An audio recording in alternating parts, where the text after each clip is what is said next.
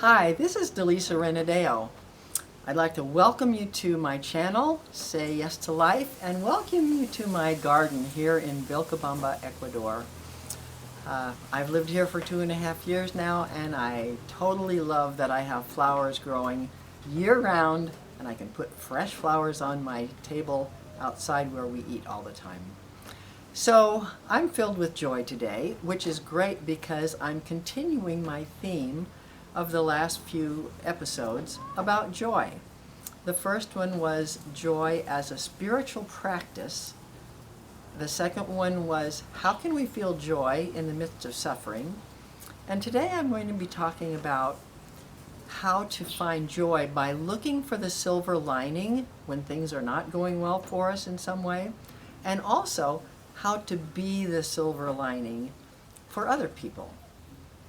So today I'm doing things a little bit differently than I did in my past videos, and I'm hoping that this will be a better way of doing it. You'll have to let me know. So today, the topic of looking for the silver lining. You know, the way the phrase goes is look for the silver lining in the dark clouds. And the dark clouds, of course, meaning just some discouragement, some sadness, some difficulty in our lives. And the idea is to find out something that's not going so badly that we can enjoy. Where is the silver lining? So the first thing to make note of is that we tend to find what we look for. And our brains are designed to filter out everything else. So we find what we look for and we don't notice everything else. So if we're looking for what's wrong in our life, which we often do, then we find a lot of things that are wrong in our lives. And on these days when we have dark clouds in our lives, we may only see more dark clouds everywhere we look because we're not looking for what's right. We're looking for what's wrong. So the first thing is to pay attention to what we're looking for. I'd like to do this experiment with you right now in real life, wherever you are, in your house or outside. And I'd like you to look around you, physically look, and notice everything in your environment that's blue. Really pay attention. What do you see that's blue? Okay, ready? Okay, now tell me, what did you see that was yellow? Well, if you're like most people, you weren't paying attention to yellow, so you didn't see what was yellow. And if you look around now, of course, you may have some yellow around you. But that just demonstrates that we really do not see the things we're not looking for. So one way to find the silver lining is to look for the silver lining. When things are a little bleak, we think, is there a silver lining here? And then some keys to help you to find that silver lining is ask yourself, is there something I'm learning here? Some valuable lesson in life that's going to be beneficial to me in the future? And you know, the sad fact is that we don't usually learn too much from the things that are going well and easily for us. We usually learn the most when things are a problem in some way. So if you can find something that you're learning from it, that's one way to see a silver lining. Another way is to try to see a bigger picture. You know, the picture that we see in any one moment is not the big picture. And so our life is really like a big complicated jigsaw puzzle, and we don't know what all the pieces are going to be until the future unfolds. So when we see something that looks like a problem now, we could imagine maybe there's a bigger picture here that I'm not seeing yet, that this is going to fit and actually be better. And this is something that can commonly happen like in a relationship. You know, you just see an immediate problem, but you don't see how this might fit into a bigger picture. One of the simple things that I like to do is, you know how when something happens and we say, you know, in 5 years we're going to laugh about this.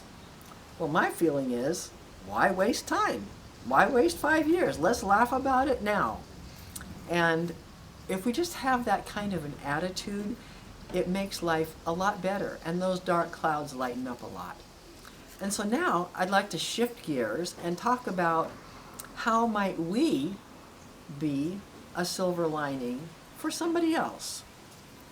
And so the way I like to do that is to notice what needs you see in the world. What needs do other people have or other situations have that you may have a partial solution to?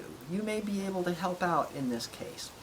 So, like right now, there seems to be just an epidemic of loneliness. Most people seem to be very lonely. And so when we are meeting people on the street or in a store or wherever we happen to be, we can just make that person feel seen by saying hello and smiling at them. And most of the time when you do that, they will smile back. And it helps them to feel seen in that moment, even though maybe in life they tend to feel very unseen. And you know, there's no limit to how many smiles we have. It doesn't cost us anything, and it actually makes us feel better too. So we can just make it a practice to smile at people and say hello. Another thing is that, you know, we can look for situations where somebody is carrying a lot of things in their hands and they're having a hard time juggling them all and dropping things and they need to open a door.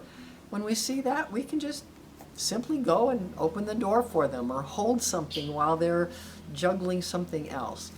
And, you know, just with a little understanding smile, you know, like, you know, I've been there and done that myself kind of a thing. And it's no big deal, you know, it's no big deal. It doesn't really take time out of our life, but it makes a real difference. It's a little bit of a silver lining in that person's life. One of the things that I noticed a lot when I still lived in the U.S. is that many stores just have the clerk or the checkout person just scans things all day long. They like scanning groceries, like a robot, just scanning. And those people just start to look like they're hardly human. They're just like a machine without any kind of humanity passing between them and the people that they're helping. And so one simple thing that I like to do is to actually make eye contact with them and say hello and thank you for helping me. And they don't get that very often. And then if you can do it genuinely, you can notice something like, you know, I really love your earrings. And when I've done that, you know, it's like life comes back into their eyes and they become human again. And, you know, they may still have a very drudge job like that, but in that moment, they felt seen, they were recognized, and you actually had a human connection. And it's so simple for us to do. One of the things that is a big need that I see every day here in Ecuador is there's a lot of street dogs, and many of them are very skinny. And so I would love to be able to, you know, adopt them all and make them feel loved and well fed. But we already have 3 of those dogs living with us, and we've given them a beautiful home, and they are wonderful companions to us. It's Chico's birthday. He's been with us for 1 year. We picked him up on the street a year ago.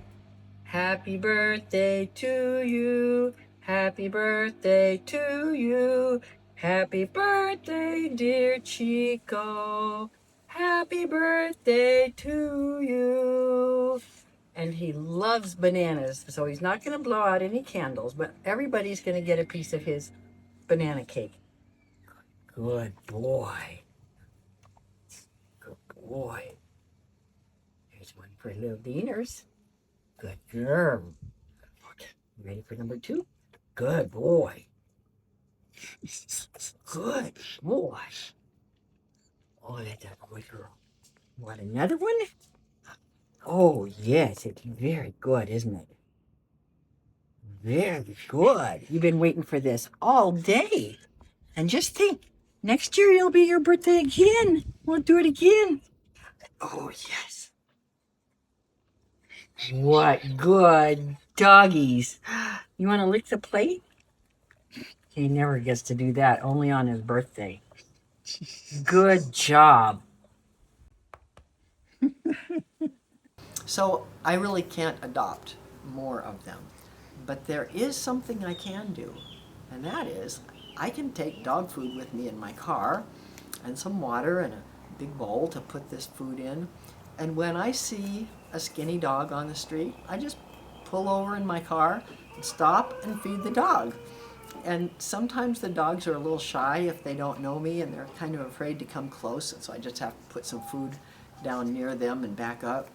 But once they've seen me feeding them or feeding somebody else, they're happy to see me. They come up and they get a few pets at the same time. And it brightens their day. It certainly makes me feel good. And even though I can't solve the whole problem, I can make that day better for them, and they can have their stomach full in that moment.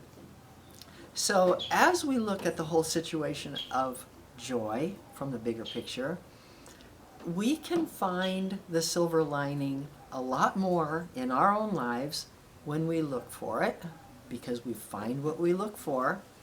And we can also be that silver lining in many situations for other people. And usually it's just a very simple thing that doesn't cost us anything, and it can make a real difference in their lives. So I'd like to invite you to, if these things resonate with you, find ways to implement these in your life, along with some of the other ideas from the previous episodes about joy. Because we do make this world a little better place when we add our joy to it and help others find their joy. So thank you for being here with me today, and thank you for adding your silver lining to your own life and to the lives of those around you that have a need that you might be able to fill. So thank you for joining me today, and I hope you'll join me again soon. I'll be back in just a few days.